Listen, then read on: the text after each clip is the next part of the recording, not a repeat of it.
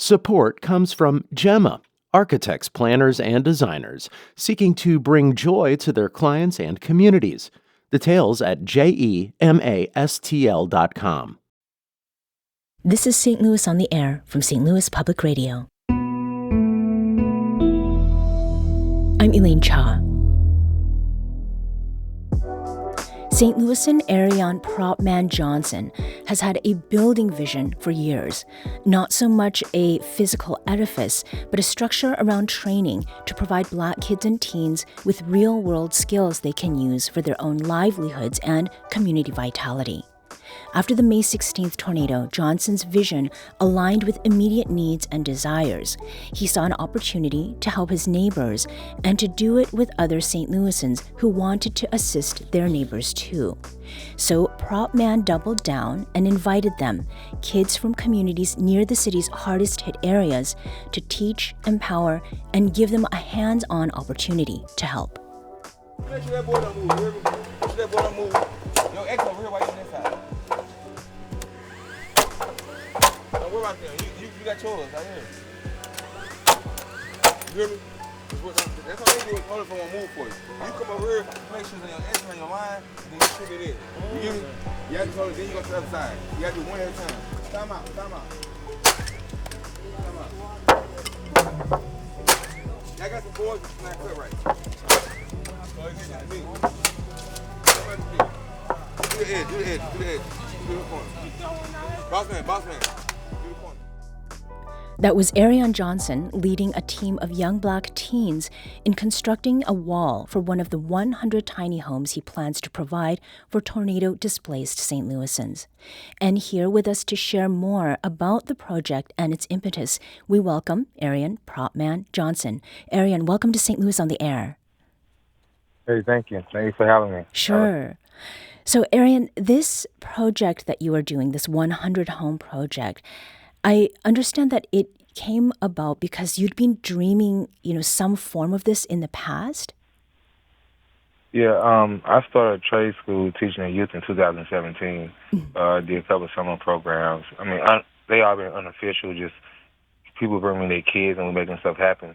But when the tornado hit, the whole artillery, the whole project that I had in mind, it was perfect for this. So I was getting set on it, And God gave me a vision that he just told me 100 houses and the youth was going to build it. Mm-hmm. So me knowing the youth can't build it without me training them how to do it. So that's how it came about. And it started one Saturday, and then we did it that Sunday. And then the kids was so deep I couldn't.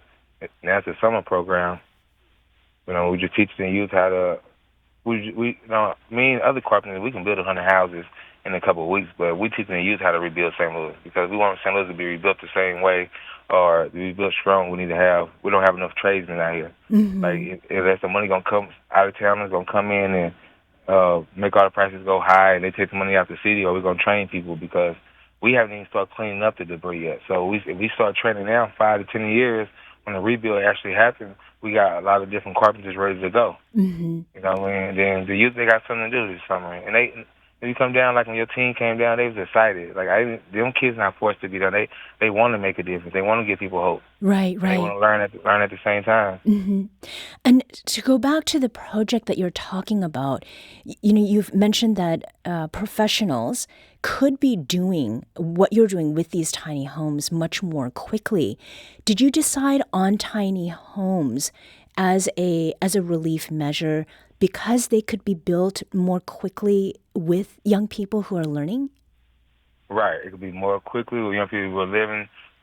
It can help homeless because we really don't need that much room. Some people don't need that much. We just need a shelter to sleep in. Mm-hmm. So that's the tiny home concept came in because it's quicker tiny home can be a smaller scale of a home. So if the kids keep building these tiny scales of a home, when they get to that big scale of a home on a bigger job site, it'll make sense to them because they did it so many times on a small scale. Mm-hmm. And how big are these tiny homes?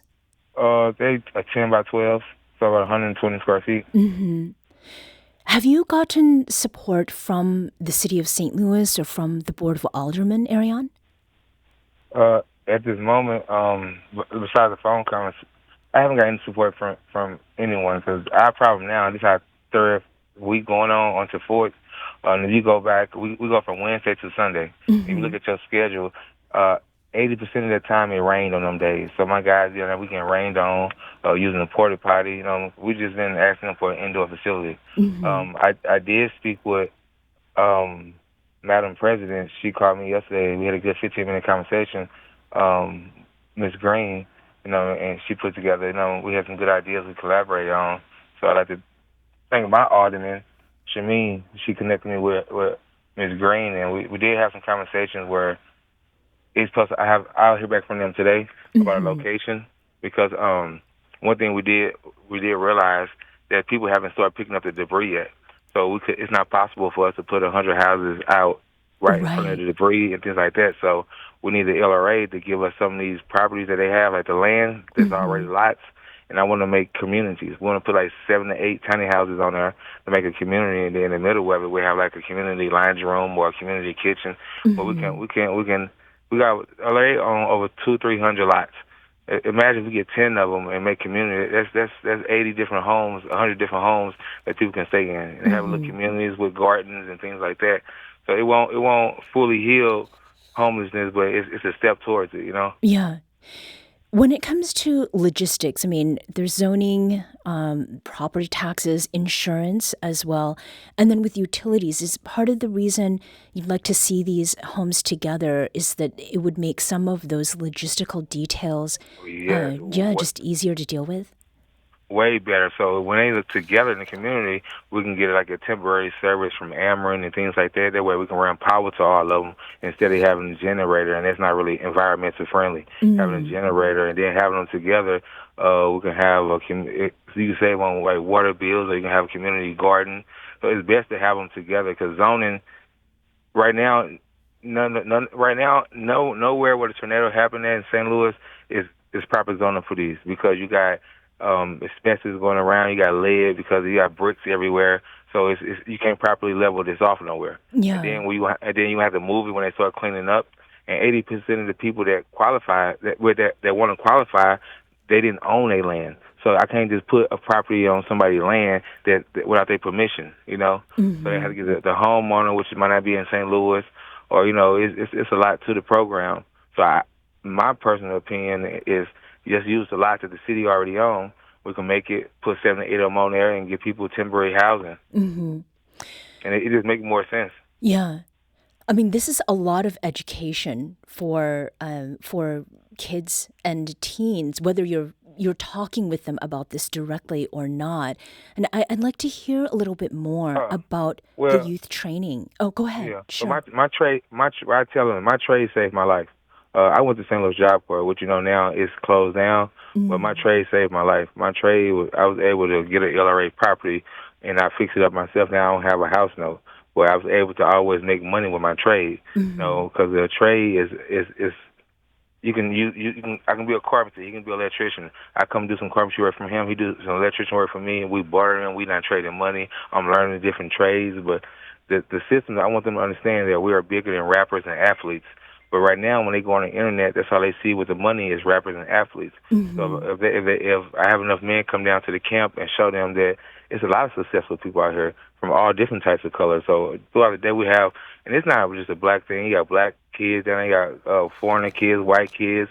You got white contractors come out there and give me all their time, just like they black.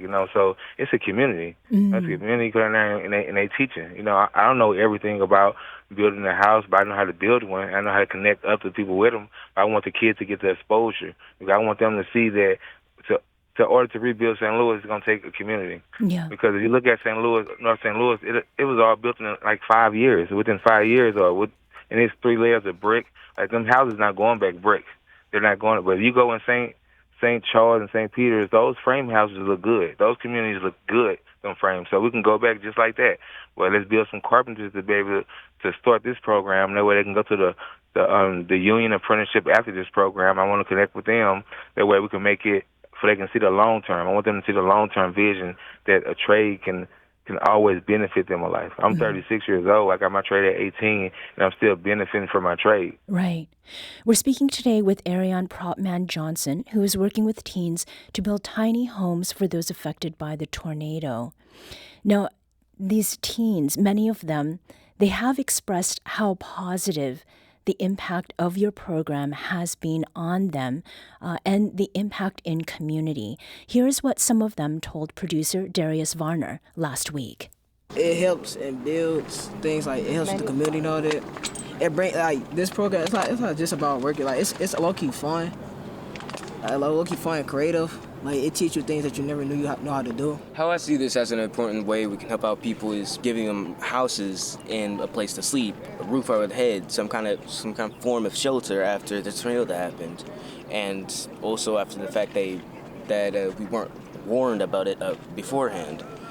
Because that we were unprepared, undeveloped for this situation, so now we have to come together and take charge. And by doing this, we can help out people in however many cases by giving them somewhere to get away from the cold, the heat, or just any kind of form of shelter. You know, he brought some people to motivate us, like, about business and, like, things that we could, like, do. We could get better, like, make more money, like, do things like that and help other people. Like, them three over there, they was motivating us, and they was talking about how they grew up and how they succeed. And no matter how late it is, you can still do it if you put your mind into it. Not everyone has it the best. Some people really got it really bad than other people. And, you know, me and my mom were driving around after the impact, and we seen all the, you know, destruction. And there was just a need to do something about it. So I'm happy God called me here, because in my heart, this is what I really wanted to do for my people and for St. Louis. And that was some of the youth who are participating in Erion Johnson's work to construct some tiny homes to help those who've been impacted by the tornado. We also want to give props to our St. Louis Public Radio reporter, Chad Davis, who joined Darius Varner on that reporting trip. Erion, how does it feel to hear the voices of those teens? I never even heard those clips. Like, if I ain't had this situation with FEMA in my house, I'd be there now. You'll see, like, I'm tearing up. Like, that's why I do it for. That's it. Like, I couldn't put the words in it, but every word them teens just said is the reason why I do it. Mm-hmm. It's like, and it's joy. It's to the joy that I'm having, because it's like I'm showing my work not in vain. Each one teach one. That they understand it. They feel like they can make a difference because they are part of history. Mm-hmm. Like that man, that just touched me. Hearing the voices is like, man. Yeah. I'm not the easiest. I'm tough on them down there, but they respect it. You know, before I start being tough on them, I show them I love them. You know. Right. But that just got me. I love that. But we ain't stopping. It's moving, and it's more than houses. It's more than it's giving hope. Mm-hmm. It's showing them that they can do. If I can do it, they can do it. Yeah. You know what I mean? Changing lives. Erion, you were actually supposed to be here in studio with us, and you mentioned, if FEMA weren't at your house, and you were doing, It's been 30 days. I was just telling my friend the other day, it's been 30 days, and I know my roof got messed up, and I'm talking about the drywall, and he told me he got me with this situation here, you know. I said the wrong words at the showing, so FEMA gonna come. But this material, this gonna get due. I'm gonna make this happen. I can fix this. This can get fixed. The kids was my more important, but 30 days neglecting my own because them kids needed me more. Mm-hmm. So I was affected as well from the tornado situation, but I wasn't affected like the people in North St. Louis. They don't have a home. I can still stay in my home. I just got it tarped off. Yeah. So it's like it's a great need. And think about it, it could have been me. And if it happened again, it is me. I know the city gonna help me out. So that's why my heart for the city. But St. Louis, one thing I tell you about this, St. Louis came together. Mm-hmm. Before FEMA walked in town, before anything, St. Louis came together. And then another thing, we gotta. If I'm gonna say this, if I was the mayor, I would have gave y'all that title back soon as happened. She came into some. Her first month, it was horrible. I know, because it's stuff she can't control. She doing her best. I mean, she doing her best. The city doing their best. It's new. So people got to understand we can't be hard on the city. Let FEMA do what they're going to do. It's going to happen. That way we can save our money until it's needed, or when the money is really needed. Mm-hmm. We need to just follow the processes. But the government doing a good job. I don't care about the government. They doing a good job. They processing it just like we processing it. You know, and I be talking to the officials and I be having to put myself in their shoes. You know what I mean? It's tough. But yeah. So, Erion, for the 100 tiny home goal, what do you hope to see that lead to? 100 tiny homes lead to, I want to be like 50 new construction companies getting started out of that from the youth, or LLCs. Like, I want them to pick what type of trade they want to do. From electricians, I wanted to help with to stop homelessness, because we're not giving out 100 tiny homes, because if we give out 100 tiny homes, imagine how they'll look in 5 years. The program won't look right. It'll be shacked up someplace, or something caught on fire. It won't look right. So we giving out a 2 free-year lease, and we do maintenance every 3 months on the property. We come through the property, do the maintenance to keep up the uplift. Because a lot of these houses went down quick because they didn't have the good maintenance. So we want it to be a continuing all-year program. So that's why now we have a couple. We're going to GoFundMe in different ways the people to donate. That way we can try to keep the program going. Because right now, this is 11-day-old vision, so we're not a 501c3. We're not affiliated with any other organization. Like I said, we outside right now, so we get wood donations, Home Depot, cars, but we're not stopping the movement. Because I believe the city going to grant us some of these properties to put the land on, and people going to be able to stay in these properties and continue their lives. But I wanted to help lives, not just outside the tornado situation. So when the tornado victims get back good in their homes, it might be a fire somewhere. We got houses for people with fire damage, or we might be a tornado in Kansas City and they need to borrow 20 houses. St. Louis got 20 houses to give. So we want this program to always be there for disaster. Just in case it happens, we got houses that's ready to go that put boots on the ground. So I don't want it to be something that stop. I want it to continue to go. We build, we maintenance the houses, we rehab the houses, but I want the teens to do it. I want the teens that doing it this year to come back in 5 years and help me train the next group of teens. So really, it's generational work that you're doing. Yes. Erion Johnson is a St. Louisan who's teaching Black youth construction skills to help tornado-impacted neighbors now and build into their futures. Erion, thank you so much for joining us today, and best of luck to you as you're working with FEMA to take care of your own home. I appreciate it, man. You'll see me soon on the show. I apologize I couldn't get that to you. But no. I thank you for giving us the spotlight. Thank you so much again for sharing with us today.